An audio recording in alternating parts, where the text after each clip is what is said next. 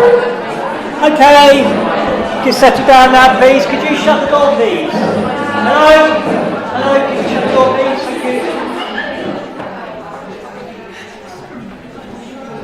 Well, yes, again, standing room only. Okay. Good to see so many of you here. I hope you've all now had the opportunity to at least order the Ugly Deaky textbook. There are, as I mentioned last week, there are some copies of that in the library, but clearly there's nowhere near enough copies of that for all of you to go round. I've uploaded some information on here. Have you all seen the announcements that I've been posting? Yeah. I was thinking about sending you email. When I post an announcement on here, I have an option to basically email the announcement to you.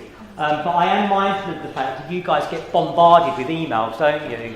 So I kind of work on the basis that you should be checking this anyway, rather than me clogging up your email inboxes with other announcements as well. So well done those of you that have seen these announcements. If you've not seen the announcements, it's because you've not checked Blackboard. So get into the habit of checking it regularly, rather than me having to bombard you with emails and stuff. There's some information I've put up on here that hopefully you will find of use. The first is this link here. There's an online OU course. It's free, and it should only take you about 2 hours. How many of you have actually looked at this yet? Oh crikey, two or three of you. Right, do it. It's really, really useful, okay? I guarantee you, here you go, let's talk business. I guarantee you, if you look at that, you'll get a higher grade. That's what we're all in the business of doing, isn't it? Getting a higher grade. Look at that, read it, do it, and you'll get a higher grade. There you go, simple as that. It's really, really interesting. It's an online course. You're like sitting at your computers, don't you? You can do it on your phone as well, I'm sure. An online course. I'll quickly open it, look. This is the Word document of the course. It should only take you 2 hours, and it's really, really good. Look, here you go, here it is. You can actually download this by clicking on here and go on to the internet version of it. But I've downloaded this as a PDF.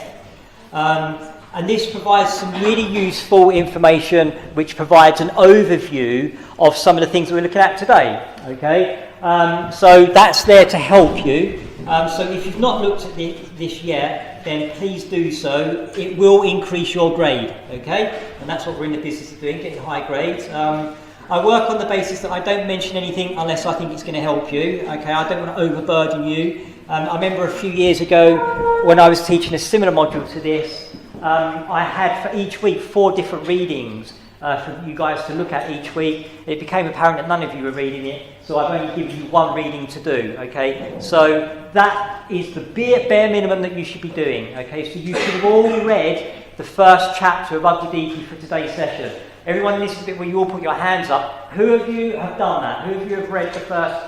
Brilliant, excellent. Today's lecture, guys, you guys that have got your hands up, put your hands up again. Okay, you might as well go home because it's going to be so simple to you that you're going to be like, okay, this is like, stating the obvious. You've done yourself a huge favour by doing that reading in advance. The stuff that I'm going to tell you today, you're going to be like, yeah, I knew that already. It's like, yeah, what's the big deal? Okay, so do the reading beforehand and it will really help you. So that's good that you've done that. Well done. Okay, the other thing that I've put on here for you to have a look at is this article here by Jock Young called Thinking Seriously About Crime. In today's seminar, we're going to be talking about voluntarism and determinism. I'm going to mention these concepts in a moment. Now, this is a really useful online resource. Again, I'll open this for you just so you can see it. How many of you have looked at this? I said, let's do that again. Let's do that again. Rather than the 2 or 3 people with their hand up, lie to me and say you've all done it. Put your hands up. There's still 2 or 3 people. Okay. Look at this. It's really useful. Okay. There's lots of information in here that you won't necessarily be referring to on this particular module, but it does provide a very useful overview of orthodox criminology. He talks about classicism and positivism, and he does it in a really simple way where he breaks it down into different concepts. So just quickly look at one. Okay, so he's looking at 6 paradigms. The first is classicism, and what he does is he breaks down each of these theories into very easy to understand sections. So what does classicism say about human nature? What does it say about social order? What does it say about definition of crime? And it does that for positivism as well. So you need to read this stuff because it will help you understand what all the information we're about to go on to look at is a critique of. Okay, so and you have covered this. You know, I taught you some of this last year in my seminar groups for criminological imagination.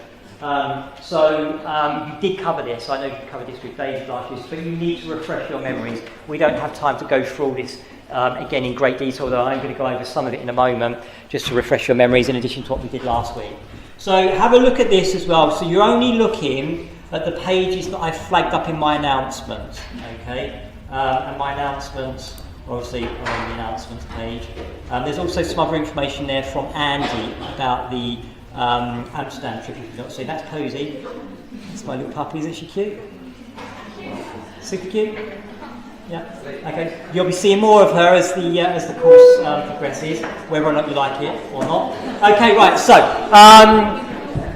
the reason Posy's making an appearance is to try to encourage you guys to actually access this stuff, okay? Because it's important.